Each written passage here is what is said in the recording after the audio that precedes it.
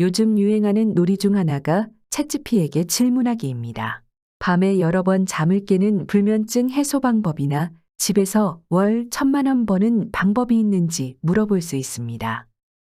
모든 규칙에 예외가 있는 이유가 무엇이냐는 철학적인 질문에도 대화형 AI 챗봇인 챗GPT는 0.1초 만에 대답을 술술 내어놓습니다. 한국 사람과 캐나다 사람, 누가 더 잘 살까요? 챗봇에게 한국과 캐나다를 비교하는 여러 가지 질문을 던져보았습니다.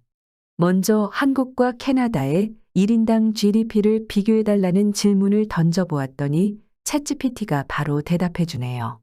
2021년 IMF 기준으로 캐나다의 1인당 GDP는 약 49,893달러로 추정되고 있습니다. 반면 한국의 1인당 GDP는 약 32,641달러로 추정되고 있습니다.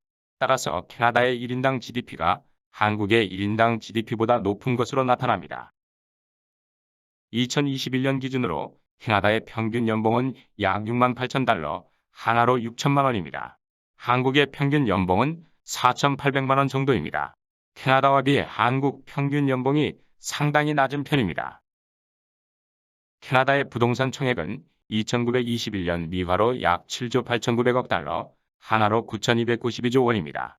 이에 비해 한국의 부동산 총액은 2020년 기준 약 9,600조 원입니다. 따라서 현재 한국의 부동산 총액이 남한 면적보다 무려 100배나 더 큰 캐나다보다 많은 것으로 나타나 있습니다. 2021년 기준으로 한국의 연방 예산은 약 558조 원이고 캐나다의 연방 예산은 399조 원입니다. 캐나다 달러로 비교하면 한국이 5,010억 달러, 캐나다가 3,570억 달러입니다. 따라서 현재 한국의 연방 예산이 캐나다보다 많지만 두 나라의 예산 규모와 구성은 국가의 특성, 경제 규모, 정치, 사회적 상황 등에 따라 차이가 있으므로 단순히 예산 규모로만 두 나라를 비교하기에는 한계가 있습니다. 한국은 세계에서 주요 수출국 중 하나로서 자동차, 반도체, 전자제품, 조선, 철강, 섬유 등 다양한 산업에서 세계적인 경쟁력을 가지고 있습니다. 2021년 기준으로 한국의 총 수출액은 약 5,374억 달러이며 주요 수출 상품은 반도체, 자동차, 선박 등입니다. 한국의 총 수입액은 약 4,779억 달러로 주요 수입 상품은 석유, 철광석, 가스 등입니다. 반면 캐나다는 석유, 철광석, 목재, 양어, 밀 등의 자원이 풍부한 나라로서 세계에서 가장 큰 원유 생산국 중 하나입니다. 2021년 기준으로 캐나다의 총 수출액은 약 4,970억 달러이며 주요 수출 상품은 원유, 목재, 자동차 등입니다.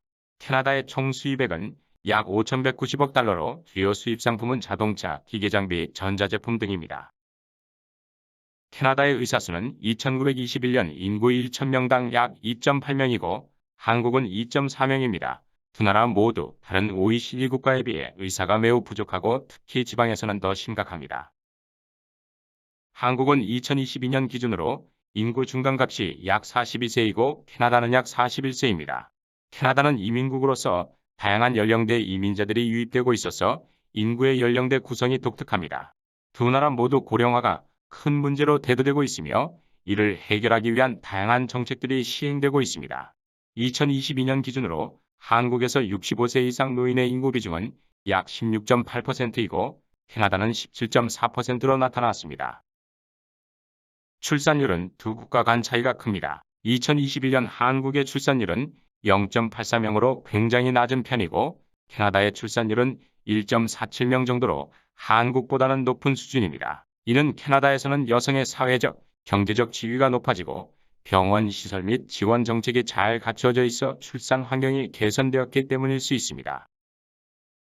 한국과 캐나다의 대학 입학률은 미국과 비교하면 상대적으로 높은 편입니다. 2021년 기준으로 한국의 대학 입학률은 약 70%인데 비해 캐나다의 대학 입학률은 64% 정도입니다. OECD의 삶의 질 지수에 따르면 2021년 한국의 삶의 질 지수는 6.1점, 캐나다는 7.4점으로 나타났습니다. 캐나다의 삶의 질 지수는 OECD 회원국 중에서 상위 10개국 안에 들고 있으며 한국은 상위 30개국 안에 위치하고 있습니다. 캐나다는 안전한 사회와 국민들의 건강에 대한 적극적인 관심과 지원으로 유명하며 미국과는 다른 높은 사회적 안정성을 갖추고 있습니다. 한편 한국은 고도로 발전된 IT 산업과 문화, 예술 등에서 세계적인 수준을 보유하고 있습니다. 한국은 세계에서 가장 자살률이 높은 나라 중 하나로 꼽히며 2020년 기준으로 10만 명당 23.9명의 자살 사망자가 발생했습니다.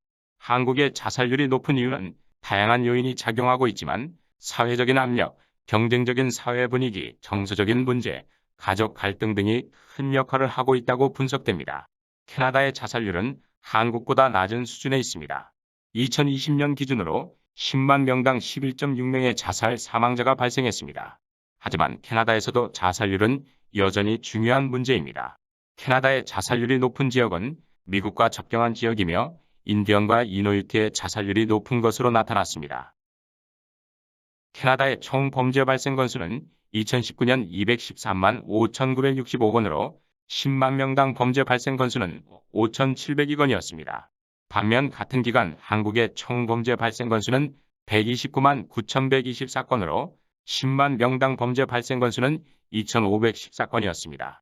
캐나다는 코로나19로 인한 사회적 혼란에도 불구하고 범죄율이 상대적으로 안정적으로 유지되고 있습니다. 이에 반해 한국은 코로나19 사태 이후 경제적 어려움과 사회적 갈등 등으로 범죄율이 상승하는 추세를 보이고 있습니다. 그러나 이러한 차이는 범죄의 유형과 정의의 범죄에 대한 인식과 대응 방식 등 여러 가지 요인에 의해 영향을 받기 때문에 각각의 상황에 따라 다르게 해석될 수 있습니다. 캐나다와 한국은 서로 다른 문화, 역사, 정치, 경제 등의 면에서 다양한 차이가 있기 때문에 두 나라 사이에서 삶에 대한 선택적 지지가 있을 수 있습니다. 한국에서는 가족 중심의 문화와 고용 안정성의 부족 등으로 인해 취업이 어려운 젊은 층이나 가난한 계층들이 어려움을 겪고 있습니다. 이에 반해 캐나다는 다양한 취업 기회와 고용 안정성, 사회적 안정성 등의 면에서 높은 지지를 받고 있습니다. 또한 캐나다는 공공의료 보험 제도가 운영되며 인권과 평등에 대한 적극적인 지지와 보호가 이루어지고 있다는 평가를 받고 있습니다. 반면 한국은 다양한 문화 콘텐츠 및 음식, 쇼핑, 역사적 유적지 등의 관광 자원으로 인해 외국인 관광객에게 인기가 있습니다. 또한 급격한 경제 성장에 발맞추어 인프라와 기술 분야에서도 세계적인 경쟁력을 보이고 있습니다. 이러한 면에서 캐나다는 한국에 비해 다양성이 부족하다는 지적도 있습니다. 결국 개인의 경험과 인식, 관심사와 우선순위에 따라 삶의 선택적 지지가 달라질 수 있습니다. 하지만 두 나라는 각자의 강점과 매력을 가지고 있으며 다양한 분야에서 교류와 협력을 통해 상호적인 발전과 성장을 이루어 나갈 수 있을 것입니다. 한국과 캐나다의 행복지수를 비교하면 캐나다의 행복지수가 한국보다 높은 것으로 나타납니다. 2021년 유엔 개발기획이 발표한 세계 행복지수에서 캐나다는 9위, 한국은 57위로 나타났습니다. 또한 세계 행복보고서에서도 캐나다는 14위, 한국은 73위로 캐나다의 행복지수가 높은 것으로 나타났습니다. 캐나다의 높은 행복지수는 안정적이고 공정한 사회체제, 보건의료 서비스의 높은 수준, 청정한 환경 등과 관련이 있습니다.